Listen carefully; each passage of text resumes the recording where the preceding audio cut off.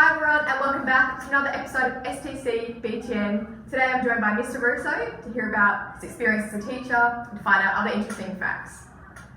So hi sir, how are you going? I'm good, how are you? Very good. That's good. Okay, so I'll just start off by saying a long-time viewer and big fan of the show, so it's good to be here. that is amazing, I'm happy to hear that. So in the Bonaventure Challenge a few weeks ago, I saw that you grew up in a town of 50 people. Yeah. Is that right? Yes, it is. It Okay. is. The town was called Winari, and I was there from when I was about 3 years old till I was 8 or 9. Okay. Is that in New South Wales? In New South Wales, so right at the corner of New South Wales, kind of on the border of Queensland and South Australia.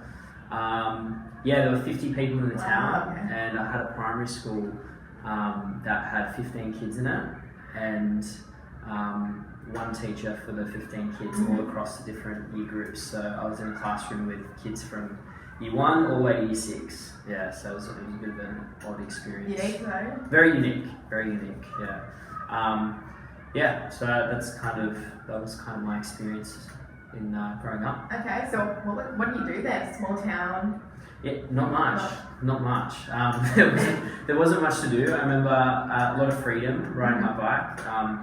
My parents tell a funny story about how I went missing for like really long stretches of time in a day, for 2 days straight, like for 6 hours intervals.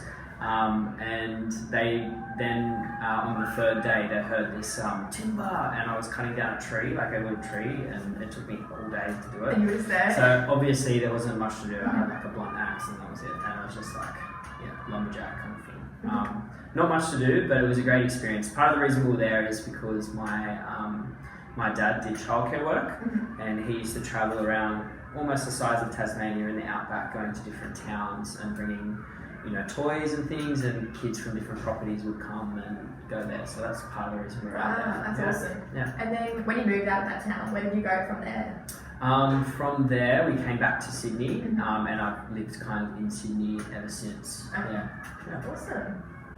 So you came to Sydney then, and obviously now you're a teacher, so was that a natural progression, or were you always a teacher? Yeah, I think I always wanted to be a teacher growing up, but part of the reason was because both my parents are teachers. So my mum is a teacher and my dad's a teacher. I also have 3 siblings. 2 of those siblings are training to be teachers. Really? One's already a teacher, the other one's a lawyer, and would always be very frustrated with the amount of teacher conversations that would happen around the house. Very niche conversations, so it was very boring for her. That's kind of how I started to be a teacher. I went to Sydney University, studied there, and then I'd say I'm kind of in the earlier part of my career as a teacher. I've been to a few schools, so this is like my 3rd or 4th, but Awesome. So what schools have you been to? So initially I did a lot of work further down south, like schools called Morris, but the last school that I was at, Penshurst Morris, I was there for close to 5 years. Okay. Penshurst Morris. Wow. Yeah. So what subjects do you teach? I'm trained to teach English, history, and RE, but currently I'm all English at the moment. Okay. Yeah. So were your parents English teachers, or? My dad's an English teacher, but my mum is a Hisey teacher, so I've kind of got a little bit of half in between the two. What do you like about teaching English? What do I like about teaching English? How long have you got? No, I'm just kidding. I think English is a subject that allows people to learn how to express themselves. I think English in every facet is about working out how to express the way you live, who you are, your identity, how you feel. And I think that particularly today it's very important to hone those skills of being able to express yourself. I think also there's not a lot of male teachers who are English teachers as well. No. Yeah, so that's there aren't many male teachers here at all at school. When I first walked in, we kind of do count. And I think, in English, I think that's probably, kind of a feature of English. There's a few less males, but I hopefully raise the profile a little bit more. Yeah. Cool. So you've only come to the school this year. How are you finding St Clair so far?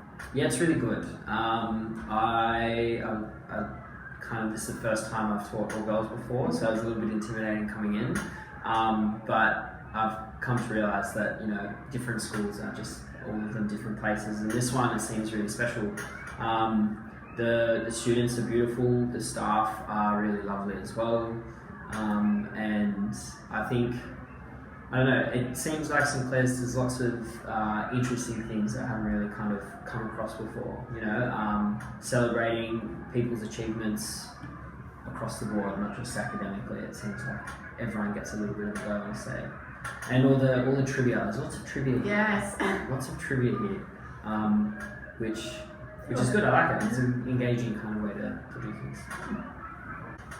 So, like, do you have any hobbies or interests, or what sort of stuff do you do outside of school? I am lucky enough to live pretty close to the beach, so I often go down the beach. I can't swim well, but I like to do a bit of swimming. I like to be active. I like sport. I like watching sport. What sports do you like? I like playing soccer. Okay. I like watching league. I like playing touch football. Anything to kind of keep it kind of outside, stay physical and active. But I also like to listen to music, watch films, go to drama, Sydney Theatre Company. Try to fill weekends with like a range of different things. Yeah. Awesome. Yeah. So, if there's one piece of advice you could give to the world, what would that be? The whole world. Yeah.